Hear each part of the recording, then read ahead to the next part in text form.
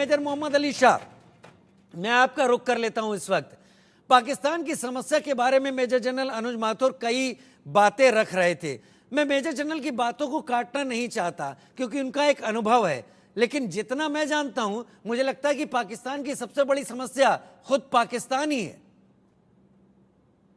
जी बिल्कुल।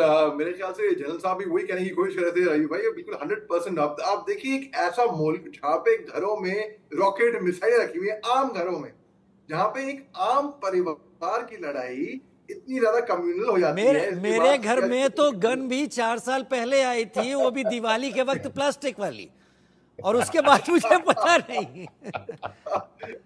अब देखिए जिनके आम घरों में रॉकेट मिसाइल जो कि बहुत ही घातक हथियार होते हैं, कारगर हथियार होते हैं।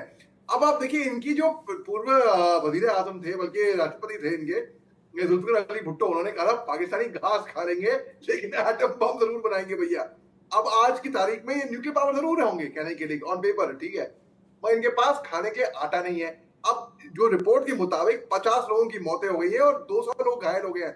जिस तरीके से मिसाइल और रॉकेट दागे गए हैं, मैं तो उम्मीद कर रहा हूं कि ये संख्या और बढ़ने वाली है। मेजर साहब, मैं आपको मुद्दे पर लाना चाहता हूं। ठीक है, ये बातें हो गई, उनके यहाँ आटा नहीं है, बाकी चीजें नहीं है।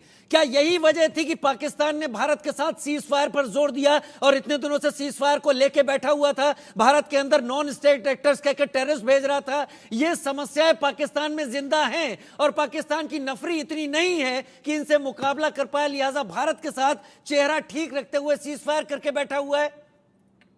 जी राजीव भाई, यही वजह थी और भी वजह इसके बारे में मैं सोच भी सकता, क्योंकि पाकिस्तान में इतना दमखम है नहीं कि हमारा मुकाबला कर सके। तो ये उग्रवाद, आतंकवाद, इस तरीके से घुसपैठ को बढ़ावा देते हैं। अब ऐसा कहा गया है, सुनने में आया है कि 600 कमांडो पाकिस्तान की आर्मी के रेंजर उसके अंदर बैठे हुए हैं, छुपे हुए हैं कहीं पे। ये बहुत बड़ी बात। तभी हमारे 12 फौजी हमारे फेटल कैजुअलिटी हुई है हमारी। अब आप देखिए एक बार फिर से दर्शकों के लिए बात बोलिए, क्योंकि ये अभी तक ढके छुपे बात हो रही थी। मेजर जनरल अनुज माथुर का भी रुख करूंगा थोड़ी देर में।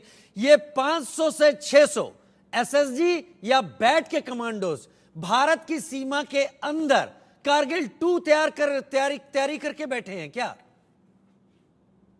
ऐसा ही लग रहा है बिल्कुल, लेकिन हिंदुस्तान की सेना, हिंदुस्तान की आवाम ऐसा बिल्कुल नहीं होने देगी। उनके नापाक मंसूबों पे पानी फिर जाएगा, उनको कामयाब नहीं होने देगी। मैं आज का हल्का सा आपको, मैं आपके वापस जो मुद्दे पे थे उस पर ले आता हूँ। आपने कहा मुद्दे की बात, तो देखिए मरिकेल और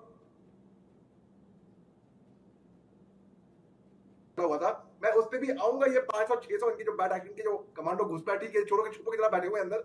अब देखिए 7 दिन हो गए हैं, 7 दिन हो गए हैं, अब तक टेंशन वहां पे है वहां पे। और जो कुरम डिस्ट्रिक्ट है वहां पे स्कूल्स और कॉलेजेस बंद है, बिल्कुल वहां पे एक तरीके से बंद की तरह हो रखा है।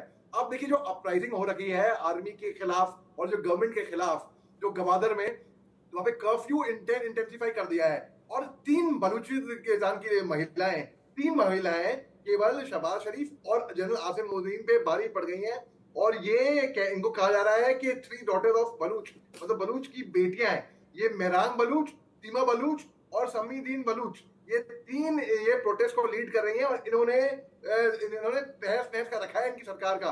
अब इनका कहना है कि पाकिस्तान और चीन जो है वो बलूच की रिसोर्सेज को, बलूचिस्तान के रिसोर्सेज को लूट रहा है।